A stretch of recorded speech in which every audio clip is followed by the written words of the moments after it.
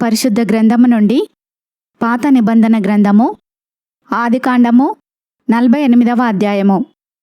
ఈ సంగతులైన తర్వాత, ఇదిగో నీ తండ్రి కాయలాగా ఉన్నాడని ఒకడు యోసేపుతో చెప్పెను.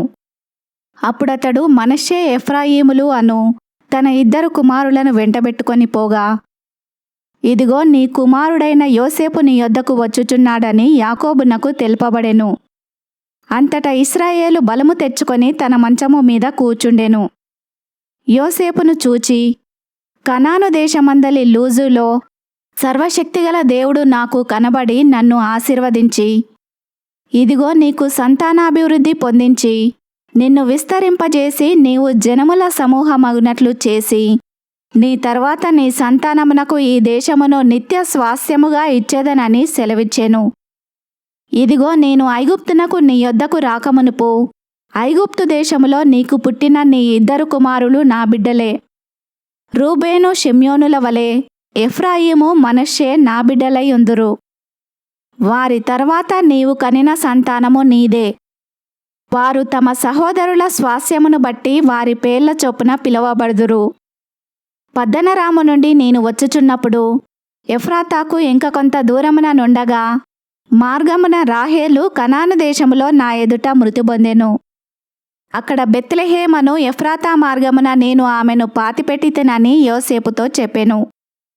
ఇశ్రాయేలు యోసేపు కుమారులను చూచి వీరెవరని అడుగగా, యోసేపు, వీరు నా కుమారులు, వీరిని ఈ దేశమందు దేవుడు నాకు అనుగ్రహించెనని తన తండ్రితో చెప్పెను. అందుకతడు, నేను వారిని దీవించుటకు నా దగ్గరకు వారిని తీసుకొని రమ్మనెను. ఇశ్రాయేలు కన్నులు వృద్ధాప్యము వలన మందముగా ఉండెను గనుక అతడు చూడలేకపోయెను. యోసేపు వారిని అతని దగ్గరకు తీసుకొని వచ్చినప్పుడు అతడు వారిని ముద్దు పెట్టుకొని కౌగిలించుకొనెను. ఇశ్రాయేలు యోసేపుతో, నీ ముఖము చూచెదనని నేను అనుకొనలేదు గాని నీ సంతానమును దేవుడు నాకు కనుపరిచి ఉన్నాడనగా, యోసేపు అతని మోకాళ్ళ మధ్య నుండి వారిని తీసుకొని అతనికి సాష్టాంగ నమస్కారము చేసెను. తర్వాత యోసేపు ఇశ్రాయేలు ఎడమచేతి తట్టున తన కుడిచేత ఎఫ్రాయిమును, ఇశ్రాయేలు కుడిచేతి తట్టున తన ఎడమచేత మనష్షేను పట్టుకొని వారినిద్దరినీ అతని దగ్గరకు తీసుకొని వచ్చెను.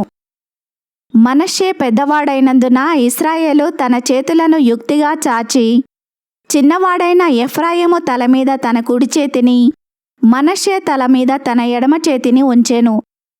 అతడు యోసేపును దీవించి, నా పితరులైన అబ్రహాము ఇస్సాకులు ఎవని ఎదుట నడుచుచుండిరో ఆ దేవుడు, నేను పుట్టినది మొదలుకొని నేటి వరకును ఎవడు నన్ను పోషించెనో ఆ దేవుడు, అనగా సమస్తమైన కీడులలో నుండి నన్ను తప్పించిన దూత ఈ పిల్లలను ఆశీర్వదించునుగాక.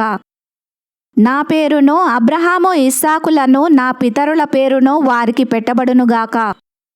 భూమి అందు వారు బహుగా విస్తరించుదురుగాక అని చెప్పెను.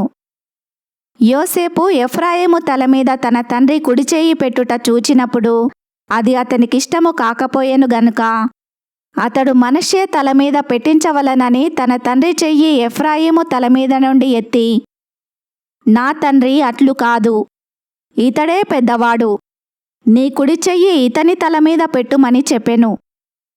అయినను అతని తండ్రి ఒప్పక, అది నాకు తెలియను, నా కుమారుడా, అది నాకు తెలియను. ఇతడును ఒక జనసమూహమై గొప్పవాడగును గాని ఇతని తమ్ముడు ఇతని కంటే గొప్పవాడగును, అతని సంతానము జనముల సమూహమగునని చెప్పెను. ఆ దినమందు అతడు వారిని దీవించి, ఎఫ్రాయిము వలెనో మనష్షే వలెనో దేవుడు నిన్ను చేయునుగాకని ఇశ్రాయేలీలు నీ పేరు చెప్పి దీవించెదరనెను. అలాగు అతడు మనష్షే కంటే ఎఫ్రాయిమును ముందుగా ఉంచెను. మరియు ఇశ్రాయేలు, ఇదిగో నేను చనిపోవుచున్నాను, అయినను దేవుడు మీకు తోడైయుండి మీ పితరుల దేశమునకు మిమ్మును మరల తీసుకొని పోవును. నేను నీ సహోదరుల కంటే నీకు 1 భాగము ఎక్కువగా ఇచ్చితిని. అది నా కత్తితోనూ నా వింటితోనూ అమోరీయుల చేతిలో నుండి తీసుకొంటినని యోసేపుతో చెప్పెను.